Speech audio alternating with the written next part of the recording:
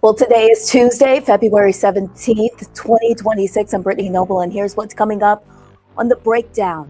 Today, the world has lost a civil rights icon, prominent Black leader Jesse Jackson. We will honor the longtime activist, Baptist minister, and two-time presidential candidate in today's show. We'll have guests who will join us to speak on his legacy.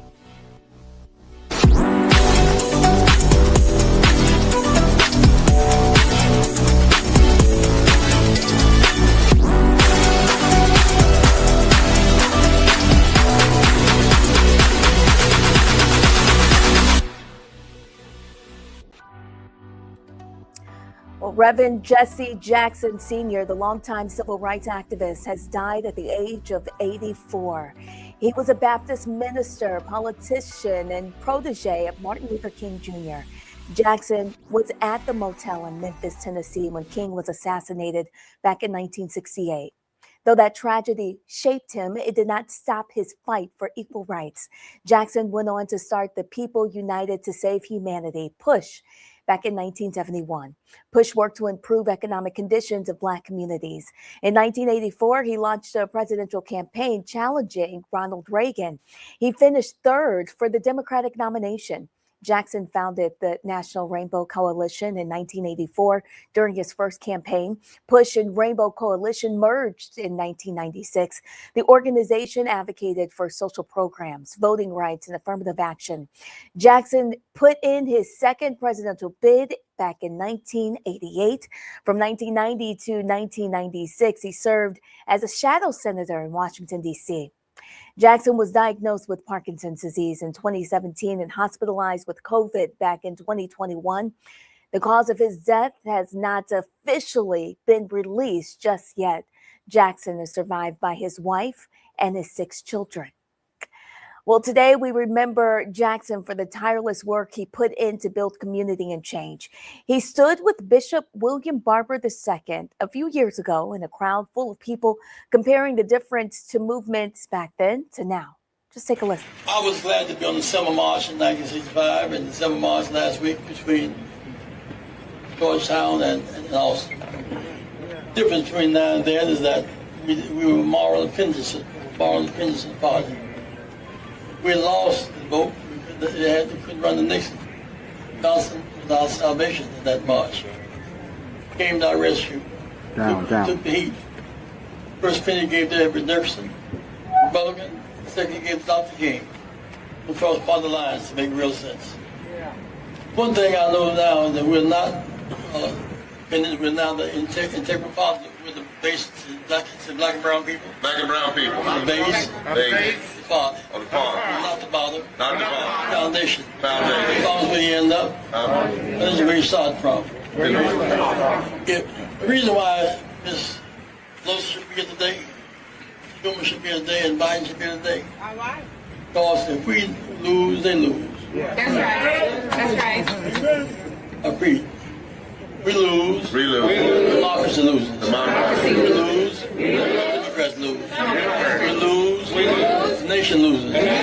Honor. Credibility. In the world.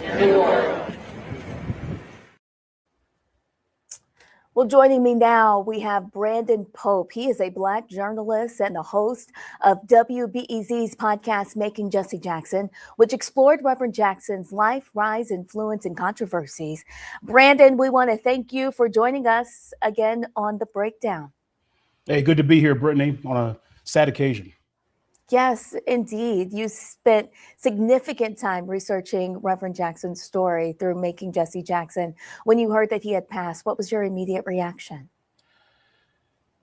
Immediate sadness. We had, as a Chicago community, a great friend in the Reverend Jesse Jackson. He was a consistent staple here in Chicago, just like he was across the country, but truly a Chicago icon and a person who fought for every Black person in the city of Chicago, especially Black journalists, especially Black storytellers. He made sure to make time for the Black press and young Black journalists like me. And he was always dropping words of encouragement and words of inspiration. You know, one of his favorite things to say was, stay with the Eagles and not with the snakes, meaning, Mm. keep above the fray, keep your head high, keep your spirits high. That was always his mentality in everything he did, whether it was fighting for us with economic boycotts, whether it was feeding our communities, whether it was being that bridge between civil rights eras and civil rights generations. Jesse Jackson was a faithful servant, a faithful friend, and a faithful fighter for liberation and civil rights, not just in Chicago, but throughout the entire country and the world. Brandon, in your podcast, you explore his relationship to Dr. Martin Luther King Jr. and the civil rights movement's inner circles. What did your reporting reveal about how Jackson was able to position himself? Yeah, one thing we explored was the contrasting narratives and accounts of their relationship. But one thing was very clear: Dr. King relied on the Reverend Jesse Jackson heavily when it came to major operations through the Midwest and around the country. But he really was his connection to the Midwest. Operation Breadbasket was his economic development arm through that Southern Christian Leadership Conference. And that's really where Jesse Jackson took ownership here to really improve the economic lives of Black Americans and make them better by pushing companies to hire more Black and minority executives, work more with Black suppliers. It was big on inner city education programs and helping young people find jobs. And from that moment on, Jesse Jackson continued that work in different ways, and in some ways making it bigger and bigger and taking it to bigger corporations as he went on, from the Don't Choke on Coke campaign to the Sears campaign, all the way now to modern day with Rainbow Push being involved in the Target boycotts. Using that economic arm was a key weapon he learned from Dr. King and something he utilized so much through his service over the decades. I think that one of the more fascinating parts of your podcast is how you're able to show Jackson as a preacher, but then also as a political force. How was he able to blend the two together? Wow, I tell you what we know for sure about the Black church is it makes you a really good orator, especially if you get up there on the pulpit. And Jesse Jackson was a man who had a brilliant way with words and was able to bring that into the mainstream and into major political discourse. This is a man who really, is the trailblazer for so many Black politicians and elected officials. You could argue every Black elected official stands on Jesse Jackson's shoulders and that brilliant campaign in the 80s for president, right? His quick sloganeering, his ability to create chants that were resonating with people, that had a great rhyme scheme, but also be able to connect to the youth, connect to older generations. The man just had a way of connecting people that was deeply rooted in his Christian faith, deeply rooted in his church background, deeply rooted in his upbringing in Greenville, South Carolina, where he actually started out his whole civil rights career with a sit-in at his local library as part of the Greenville 8, a group we don't really talk about as large as some of the other sit-in protests, but that was his way of starting that life of being a change maker, right? And so the thorough line there, seeing how he led his church life, seeing how he blended that with that political power life, and blending the two to become really a power broker in both. And even just the name Push, going from save to serve in that S, right? Says a lot about what he felt like the role of faith and power in politics really was. Brandon, after reporting the series, what would you say is the most misunderstood part of Jesse Jackson's legacy? I think the most misunderstood part about Jesse Jackson's legacy, this was an ordinary man.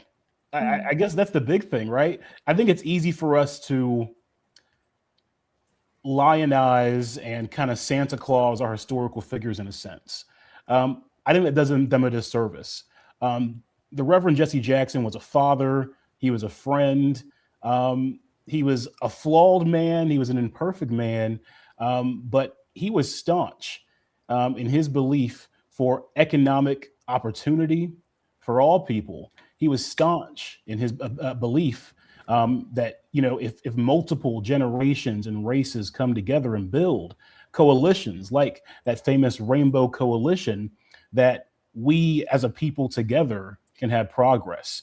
So, I'm sure you're going to see messaging from right-wing sources and people who are just really in bad faith, who are going to say something really vile or something really mean-spirited about the Reverend Jesse Jackson.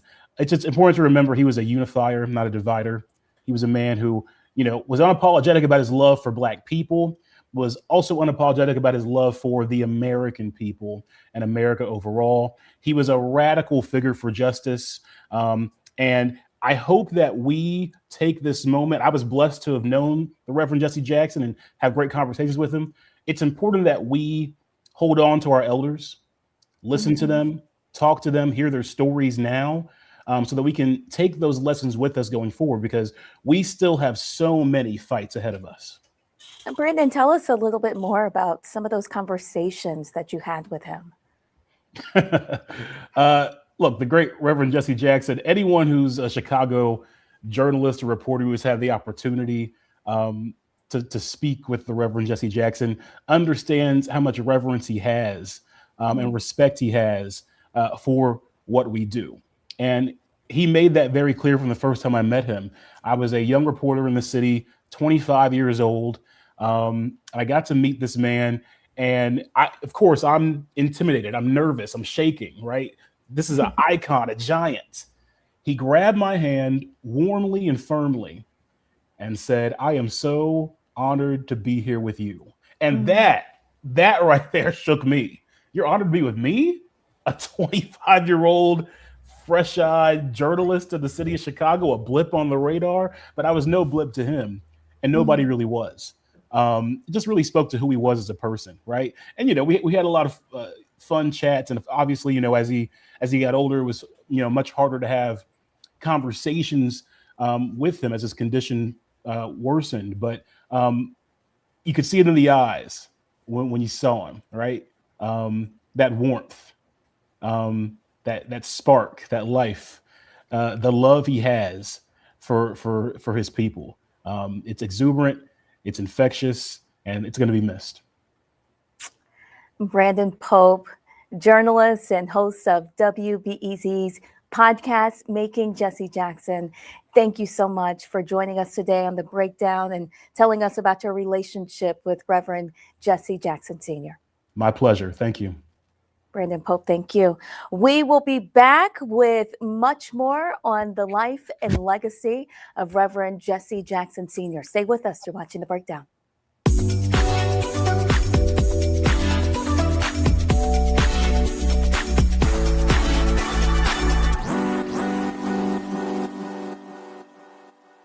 They said the quiet part out loud.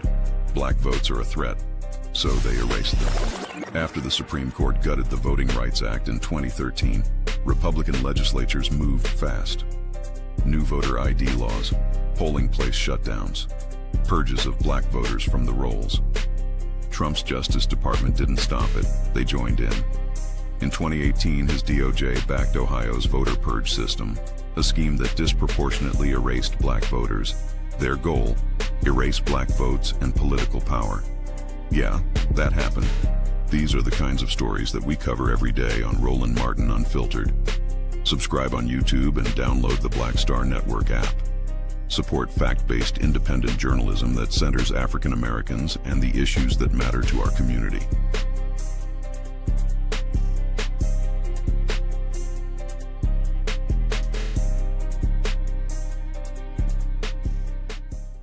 If in this country right now, you have people get up in the morning and the only thing they can think about is how many people they can hurt, and they got the power, that's the time for mourning.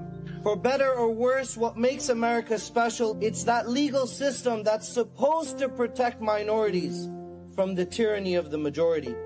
We are at a point of a moral emergency. We must raise a voice of outrage.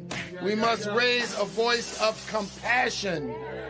and we must raise a voice of unity. We are not in a crisis of party versus party. We are in a crisis of civilization, a human rights crisis, and a crisis of democracy itself.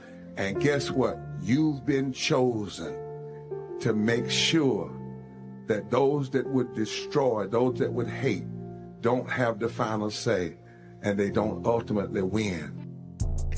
What's happening? This is your man, Motown recording artist Kim. You are watching the Black Star Network.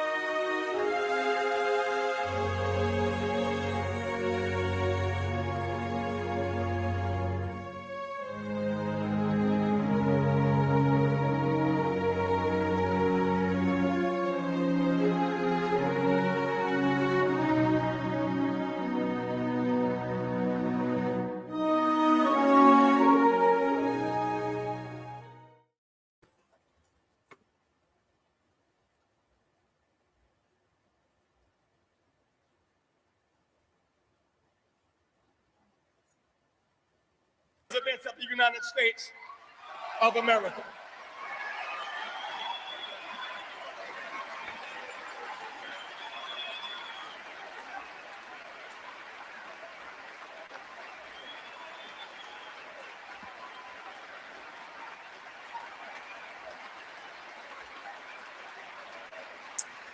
Well, today the nation is mourning the loss of civil rights icon Reverend Jesse Jackson Sr., a historic leader who helped reshape Black political power in America and spent decades fighting for justice. And to put his legacy into real perspective, we're now joined by someone who has covered Reverend Jackson's impact for decades, journalist and curator of the Black Star Network, Roland Martin. Thank you for joining us on The Breakdown today. Glad to be here. I heard some of the previous conversation, and one of the things that was said is that Reverend Jackson learned the issue of economic rights from Dr. King. First of all, folks need to understand the history of Operation Breadbasket. It was Reverend Leon Sullivan out of Philadelphia who introduced the idea of how they boycotted businesses to Dr. King. Dr. King then said, hey, come present to the SCLC. They did so. They renamed it Operation Breadbasket and then put Reverend Jackson over that in Chicago. And it was that Operation Breadbasket that created tremendous economic opportunities for Black businesses in Chicago. Martin Depp has a phenomenal book on that, on Operation Breadbasket from 1966 to 1971. Now, people also have to understand is that when you think about these expos that happen all across the country, well, that actually came out of Operation Breadbasket. We talked about Essence Music Festival being the largest festival today, some 400,000 people who go to New Orleans, but they had more than 800,000 people who were going through the festival there, the expo there in Chicago. Iconic figures like Bill Cosby, Aretha Franklin, Jackson 5 would perform there. And so Reverend Jackson, his reach was undeniable. You talk about, you name it. If you were a prominent singer, actor, you knew Reverend Jesse Louis Jackson Sr. And understand that career going from North Carolina A&T, which he actually transferred from another particular school, was starting quarterback at North Carolina A&T, going from that to being an aide to Dr. King, to Operation Breadbasket, that morphed into Push, that morphed into Rainbow Push. Then you go through the 70s, where he was sitting here involved in so many different organizing. And when he left South Carolina, he left a letter in his hand. He often told this story where, and he was, when he looking for a job in Chicago. And so Mayor Daley, who was the boss of Chicago, said, oh, there was a job for Reverend Jackson, maybe working a toll booth. But it was John H. Johnson at Ebony Magazine who gave Reverend Jackson a job selling subscriptions. He saw something different in Reverend Jackson than what Mayor Daley did. And that's one of the reasons why when Reverend began to build Push through the 70s, Listen, Reverend Jackson was ubiquitous. He was in Jet magazine almost every week doing something. So he became, in essence, the president of Black America as a result of that coverage in Ebony and Jet magazine. And then, of course, we get to the 1980s. And then all of a sudden, Lou Palmer and others were talking about the need for a black mayor. And so they would talk about different figures. And they said, hey, how about Representative Harold Washington, who was in Congress? And he decides to run for mayor. He tells them, y'all got to do several different things. You do these things and I'll run. Well, he was shocked they actually did it. And so now what was interesting, because Reverend Jackson, a lot of white folks in Chicago saw him in a totally different way. They were like, hey, we got to get Jesse out of town while we're trying to elect Harold Washington. And so while Chicago was yelling, run, Harold, run, other folks are like, what about run, Jesse, run? So Washington wins the mayoral election in 83. That then, the next phase was Reverend Jackson run for president, 1984. And when he runs in 84, what people don't understand is when you talk about the issues being discussed, he was talking about stuff on the debate stage the other white candidates were not touching. He was talking about poverty. He was talking about farmers in Iowa. He stayed in public housing. He stayed in the homes of folk as he was running. He was talking about apartheid racism in South Africa. He was talking about LGBTQ. He was talking about the disabled. When you look at the agenda, in fact, Reverend Jackson was so influential in that run in 84 when he gave the speech you're showing right now in San Francisco, and I'm double checking. Nope, this might be the speech in Chicago. I can't remember. But when he gave the speech, yeah, that was in 84. He gave the speech in San Francisco in 84 that actually led to the centrist, or some say center-right coalition called the DOC, the Democratic Leadership Council. Bill Clinton came out of that. So the Democratic Party was so scared of Reverend Jackson's message, they said, oh, we'll never be able to get anybody elected, that the DOC is created just as he is giving that speech in San Francisco.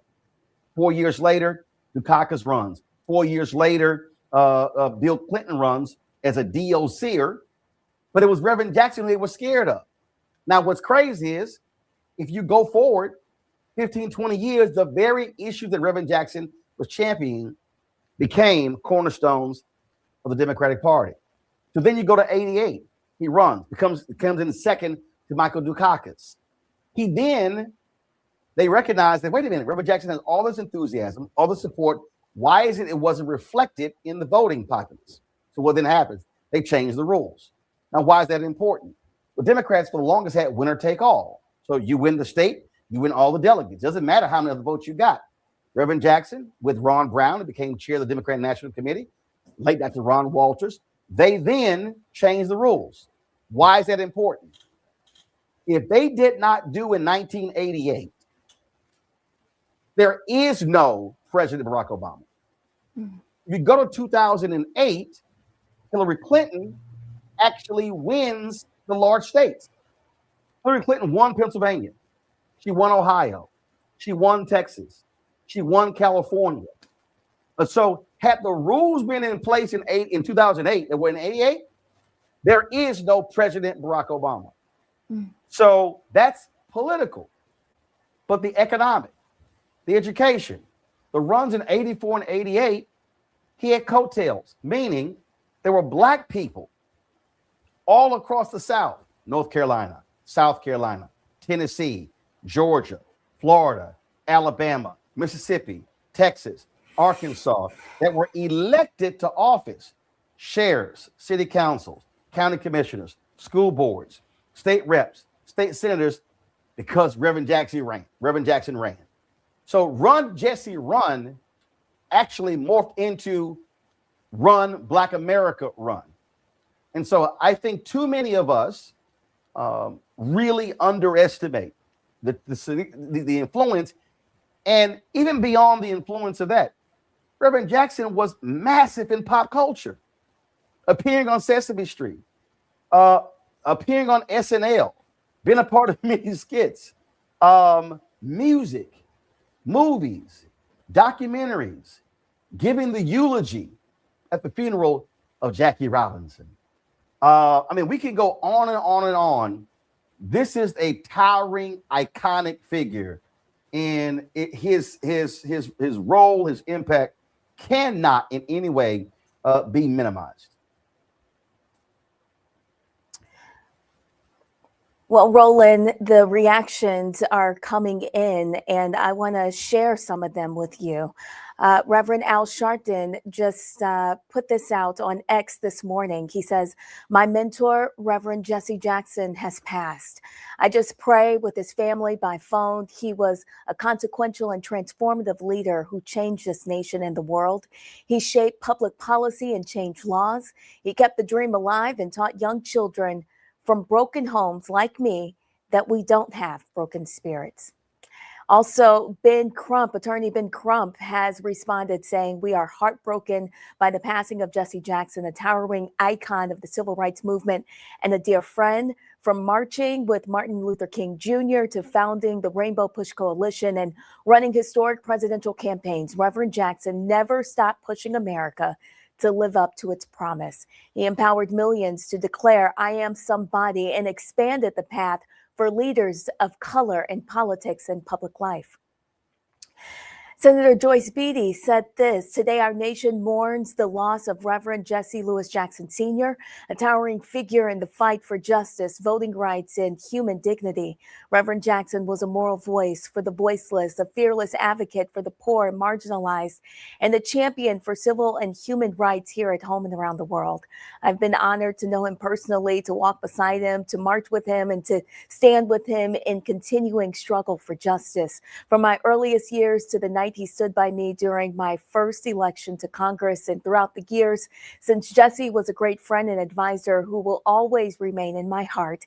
Even in his health struggles, his presence continued to remind us of his unshakable belief that democracy thrives when people show up and speak up and exercise their power. Reverend Jackson helped carry the civil rights movement into the modern era, showing that racial justice, economic justice, voting rights, and representation are inseparable. Through Operation Breadbasket, Operation Push, and the Rainbow Push Coalition, he built lasting institutions that expanded community services, economic empowerment, and political mobilization. His presidential campaigns and decades of grassroots activism strengthened civic engagement, deepened Black political power, and proved that a Black candidate could compete on the national stage. His distinguished life of activism was recognized with the Presidential Medal of Freedom in 2000. Reverend Jackson's leadership shaped movements, his courage opened doors, his voice stirred the conscience of the nation. He taught us to lift our voices and to keep hope alive. Today, we honor him by carrying his charge forward. We will keep marching, we will keep fighting, and we will keep hope alive." Well, Senator... It's no surprise when you talk about all these different tributes. And again, I think people have to understand. I just saw something Isaiah Thomas put out, and so many people. What people have to recognize is that you can be watching the news, and Reverend Jackson may have been with a Black family who lost a child to police violence in the morning, and then by that evening or night, he was at the Vatican with the Pope. He may have been with Boris Yeltsin and meeting somewhere. People also don't understand. Reverend Jackson, when he traveled the world, he was literally treated like a head of state. That's how he was received around the world when he traveled. And in fact, Allison Payne was an anchor. Allison Payne was an anchor at WGN. And they happened to be in Israel, and something happened in Israel, but they were detained, and there were some issues. There was some trouble. Allison Payne didn't say, "Hey, we need to call the State Department." Allison Payne didn't say, "Man, we need to reach the White House." She called Reverend Jackson, and within an hour, Reverend Jackson was on the phone with the leader of Israel, and they were out of trouble. I always said, I would often on my WVON radio show would tell people that if you ever got in trouble, I would say, if you got in trouble, who would you call? And folks would say, "Oh, I would call Minister Farrakhan. I would call Johnny Cochran. I would tell them, nope, it's going to be hard for you to reach him." The reality is, you were one person removed from Reverend Jackson. If you pick the phone up and call Rainbow Push and say, Reverend Jackson, please, they would transfer you to his office. And so his chief of staff, the late John Mitchell, or his other secretary would answer the call. And you were literally one person removed. You might, in a matter of seconds or minutes, say, please hold for Reverend Jackson. You might get a call back and it would be, Roland, hold on, I have Reverend Jackson. That's literally how you can reach him. So when we talk about the prisoners that Reverend Jackson was able to bring back, people who were kidnapped overseas, when you had that naval officer who was kidnapped in Syria, Reverend Jackson took a delegation, a black delegation, there to bring him back home. President Ronald Reagan had to show respect to Reverend Jackson for bringing him home.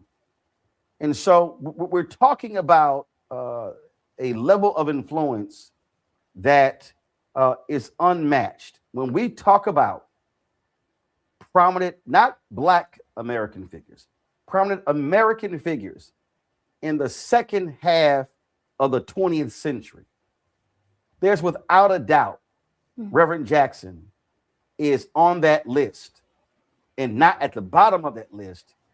He's at the top of that list in terms of level of influence. I know of businesses that have been saved because he called CEOs and said not taking their contracts. I mean, I know personally these things. I saw African Americans who understood and appreciated work of Reverend Jackson show up to Rainbow Push every Saturday with their donation check to Rainbow Push because they understood they had to give back to the movement. And so Reverend would travel around this country and he would go, and I'm telling you right now, he would drop into cities. And when he gets to the airport, police escorts are there. There was no preacher he could not call. There was no politician he could not call. And when people got in trouble, if water issues, fire, issues with police, you name it, he was called and he was there. And so I don't care what age you are, we have to laud our luminaries, the folk who stand with us. That's one of the reasons why we're going to have a 3-hour tribute tonight, the entire show tonight. We're opening the phone lines as well for folks to share their thoughts and reflections about Reverend Jesse Jackson Sr. We've got individuals who knew him, who worked with him, worked alongside of him, who are going to be joining us. I dare say, as I think back, when I think back to the funeral of Congressman John Lewis, that was not called a state funeral. I dare say it was an African-American state funeral. And there's no doubt in my mind, it's exactly how we will funeralize in the homegoing Reverend Jesse Jackson Sr. And if anybody wants to truly, if you want to say, well, what can I read? What can I find that really encapsulate Reverend Jackson? Play the last 7 minutes, or go listen to the last 7 minutes of his speech at the 1988 Democratic National Convention. I listened to that speech. I have it on my phone. I listened to that speech multiple times a year, moved to tears every single time. That last 7 minutes really speaks to who he was and why he did what he did. And so that's why we are going to have a big celebration of him tonight, beginning at 6 p.m. Eastern on Roland Martin Unfiltered on the Black Star Network. Roland, before we let you go, I just want to ask, how has Reverend Jesse Jackson Sr. inspired your work personally? Well, we knew each other, and so he would often call. I mean, I've got, and Reverend would, whatever was on his mind. There are numerous photos I have where my ears next to him, especially in later years because of Parkinson's. But Reverend Jack, people don't understand. Reverend Jackson had a brilliant mind. I mean, the ability to remember details and facts and figures in public policy, absolutely unmatched. And again, I think part of the problem. I think part of the problem for a lot of us is that Reverend Jackson was omnipresent, meaning he was everywhere. So the problem is, and I would always get upset actually when there would be an event and he would be in the room and it'll be like, oh, Reverend Jackson here. And I'm like, no, we're not doing that. And I would literally stop if I spoke, or if I was the MC, or if I was the keynote speaker, or if I was even getting an award. I would stop. I would say, no. That man cannot be in the room, and that's our greeting. And I would force people to stop the program, to properly applaud and thank him for what he did. Yeah.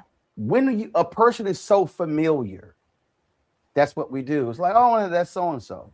No. That their familiarity with us, being omnipresent, being always showing up somewhere, does not negate who they really are and the presence that they had. I often say this here. Some people are present. Some people have presence. He had presence. He was present, and he had presence. And even when, a lot of people were critical of him for comments made about President Barack Obama when they were running, a lot of people, a lot of black people, a lot of media people refused to have him on their shows. He was basically ostracized. He was blackballed. I remember he went after Silicon Valley, 2015. Folks wouldn't talk to him. I had him on my TV One show constantly. I could not, I didn't care if people, and I criticized him for what he said, but I made clear that cannot negate what he had done and what he was still doing. And I'll end it with this, and I said this on the Ricky Smiley show. I need people to understand that he didn't just stop. In November, and I'm not going to drop the video, so y'all check group me for this. So I want y'all to show this. Give me 1 second. Courtney or Keenan, I want you to grab group me, and then I want you to pull up this photo. So in November, we got word that Reverend Jackson was days away from passing. I was in Bermuda at the Butterfield Bermuda Championship. And I'm gonna go back. I want to give the date. My birthday was November 14th. I was communicating with Shelly Davis, Yusef Jackson, his son, and they were like, "You need to come see Reverend." So I changed my plans. I came back much earlier on the 15th. I flew home to DC. The next day, I flew out first thing in the morning to Chicago on the 16th and went straight to the hospital. People have been coming and going. And so I sat bedside with Reverend Jackson, holding his hand, talking to him.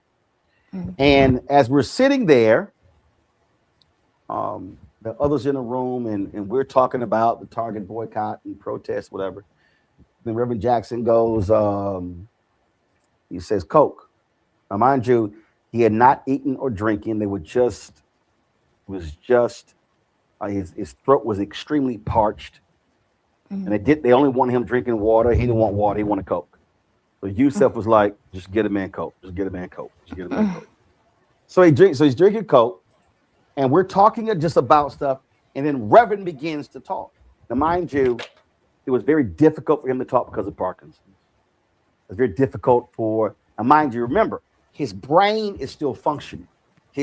So you literally see him processing. But because of the Parkinson's, it just could not get it out. And so we're hearing every fifth word. And Reverend James Meeks is sitting right there.